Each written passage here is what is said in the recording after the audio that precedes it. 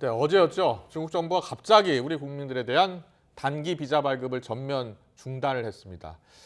이것이 중국발 입국자에 대한 우리 정부의 검역 강화 조치에 대한 보복 조치로 많이들 풀이하고 있는데요. 네, 중국의 보복성 조치 배경은 무엇이고 또 향후 한중 관계에 어떤 영향을 미칠지 짚어보겠습니다.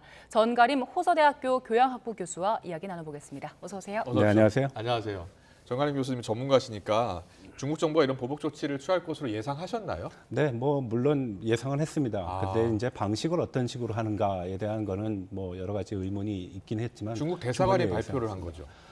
외교부에서 발표를 한 거죠. 기본적으로 외교부에서 발표를 했다고 예. 보시는 게 맞습니다. 왜냐하면 대사관은 외교부 직속이기 그러니까요. 때문에 그렇지만 이제 외교부가 발표한 내용들을 보게 되면은 굉장히 좀 문구가 다듬어지지 않았다라는 인상을 받습니다. 첫 번째로는 이제 네. 과학적인 조치를 취하지 않았다라는 것이고요. 예. 한국의 비합리적인 조치에 대한 비난이 있었다라는 것은 굉장히 좀 실망스러운 부분이라고 할 수 있겠습니다. 네, 네, 일단 단기 비자가 발급 중단된 건데 어떤 게 되고 어떤 게 안 되는 건가요? 기본적으로 비자는 두 가지로 구성돼 있다라고 보시면 됩니다. 네. 일반적으로는 일반 비자와 이제 공무 상무를 제외한 일반 비자가 있고요. 또 한 예. 가지는 단기와 장기가 있는데요. 요번에 이제 보복 조치로 내려진 조치에 의하면은 일반 비자가 이제 규제가 된 겁니다. 그래서 재발급이 안 되고요. 네. 장기 혹은 외무 공무 같은 경우에는 아직도 비자가 발급됐다고 보시면 됩니다. 네.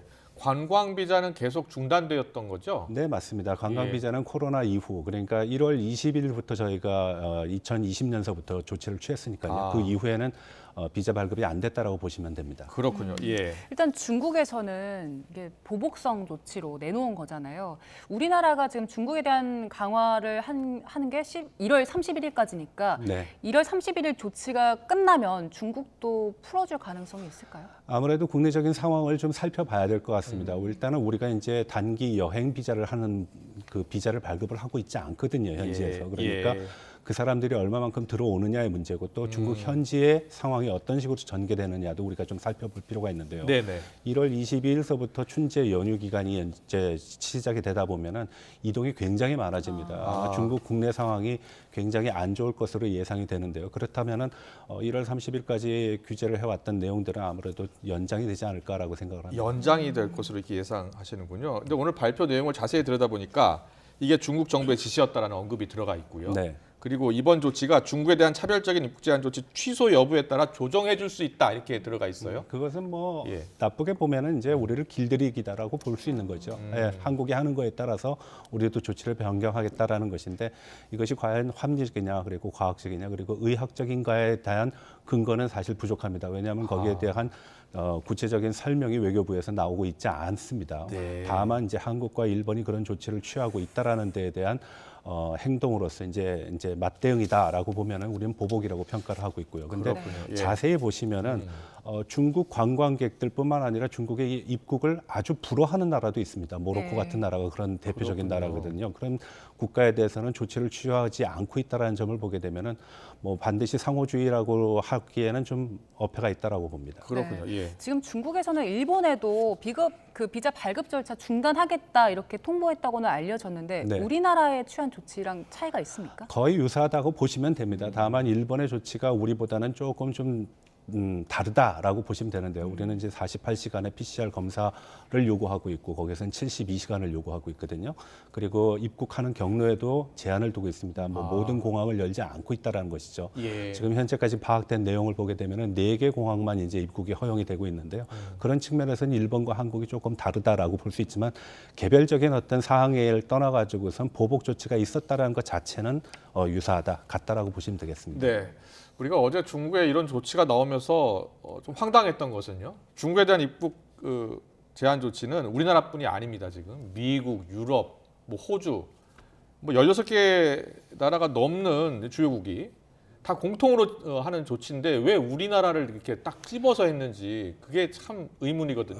이건 외교적인 조치라고 볼 수 있겠죠. 예. 아무래도 방역이 근거가 되긴 하겠지만 외교적인 조치라고 볼 수 있는데 외교적인 조치는 여러 가지 요인들이 고려됐을 겁니다. 네. 그중에는 이제 최근 들어서 우리 정부가 취하고 있는 한미 간의 스탠스 그리고 대중 관계에 있어서의 스탠스도 고려가 됐을 것이고요. 예. 또 12월 말에는 우리의 의원들이 이제 대만을 방문한 경우도 있습니다. 그것이 또 촉발이 되는 요인으로 작용했을 수도 있고요. 그리고 또 한 가지는 뭐 다 아시다시피 방역 자체에 대한 문제점, 특히 중국이 11월 11일서부터 급작스럽게 완화를 하면서 나타나는 각종 현상들에 대한 예. 우리의 판단, 이 모두 고려가 됐는데 중국은 그 조치에 대해서 선별적으로 선택을 한 것이다라고 보시면 되겠습니다. 네. 네. 외교적인 조치라고 설명을 해주셨는데 그러면 그 한국, 일본 같이 친미 동맹국들에 대해서 유럽에 대해서도 이런 조치들 취할 수 있을까요? 유럽에 대한 조치는 우리가 조금 좀 살펴볼 필요가 있습니다. 왜냐하면 유럽은 유럽 공동체로 돼 있기 때문에 들어가는 입장하고 나오는 입장이 우리랑 같지 않거든요. 그렇군요. 예, 통제 관리 자체가 쉽지 않을 겁니다. 아무래도 유럽에서는 유럽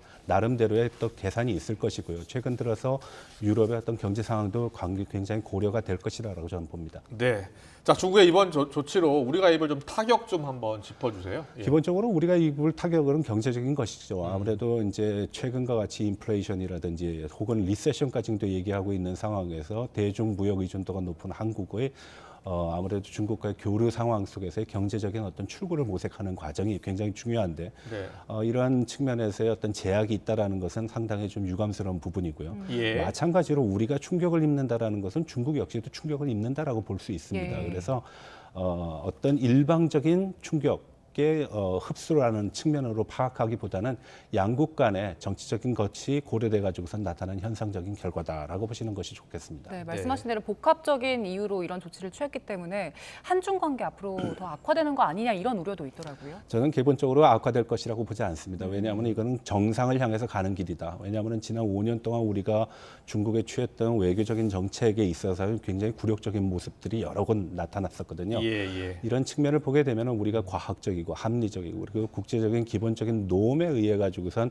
이 문제를 해결해 가고 있는데 중국이 거기에 합당한 조치를 취하고 있지 않다라는 것은 중국만의 문제일 것이라고 저는 봅니다. 그래서 기본적으로 한중 관계가 나빠진다라고 보지 않고 여긴 정상을 향해서 가는 길이다라고 봅니다. 네. 그런데 일각에서는 이 과거 사드 보복처럼 중국의 보복 조치가 혹시 더 강도를 높이는 것 아니냐 이런 시각도 있거든요. 그럴 가능성은 없습니까? 더 강도를 높이기 위해서는 합당한 어떤 근거가 있어야 될 거라고 봅니다. 그리고 또 지금까지의 사드와의 관계를 가지고 보게 되면 사드는 기업에 대한, 국가에 대한, 그리고 인민에 대한, 그러니까 사람들에 대한 어떤 평가들이 모두 제한 조치에 걸려 있는데 예. 지금과 같은 상황에서는 인적 교류에 국한돼 있다는 측면에서는 좀 다르다라고 봅니다. 네. 다만 중국의 이러한 방역 조치에 대한 불만이 과연 합당한 것인가 국제사회에서는 인정하지 않을 것이다라고 저는 봅니다. 그래서 네. 이런 문제를 가지고 우리가 일희일비하기보다는 오히려 정상적인 관계로의 회귀 혹은 양국 간의 관계가 새로운 도약점을 맞이하기 위해서는 합리적이고 과학적인 것에 근거해야 된다라는 것을 우리가 인식을 했으면 좋겠다라는 생각을 해봅니다. 네. 그럼 중국이 그러면 이번 조치를 자 지금 뭐 좀 더 연장할 가능성이 높다 이렇게 보시는 거잖아요. 네, 그렇습니다. 예. 한국 정부가 하기 나름이다라고 판단을 하고 있는데 네. 그것은 사실 따지고 보면 중국 국내 상황이 어떻게 전개되느냐에 따라서 이제 결정이 되겠죠. 지금 대기업들 같은 경우에는 이미 이제 주재원들이 있잖아요. 네, 그렇습니다. 근데 주재원들이 이미 발급받은 비자가 있기 때문에 중국을 왔다 갔다 하는 데는 문제가 없는 거죠. 그것도 상당 부분 제약이 있을 겁니다. 아, 장기라는 전제. 아까 전에 말씀드렸다시피 비자는 장기와 단기로 나누고 일반과 공무 외교로 나누게 되는데요. 만약에 이것이 장기라는 측면에서는 교류, 그러니까 중국에 들어가는 것은 문제가 없을 것이라고 봅니다. 그렇지만 네. 단기적인 요인을 가지고 들어간다 그러면은 제약을 받는다라고 보시면 되겠습니다. 네.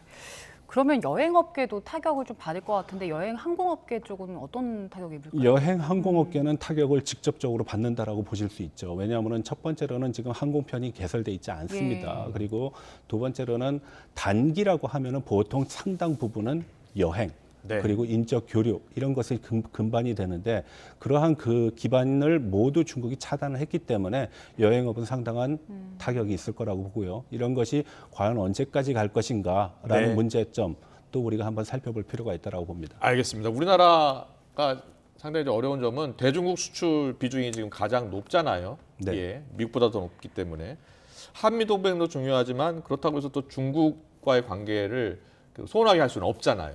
우리가 금전적인 예. 측면에서의 득실을 가지고 얘기를 하게 되면은 중국과의 관계 무난하게 풀어가는 것이 좋겠죠. 그렇지만 네. 이 무난한 과정 속에서 우리가 합리성을 버리서는 안 된다고 생각합니다. 예. 이것이 과연 합리적인 범주 내에서 내려진 조치인가에 대해서는 우리가 한번 그 의문을 가질 필요가 있고요. 두 번째로는 중국의 이러한 행태가 과연 이성적이냐, 이성적이지 않다라고 봅니다. 이성적이라 그러면은 이러한 조치가 보편 타당해야 되는데 보편 네. 타당하지 않거든요. 예. 알겠습니다.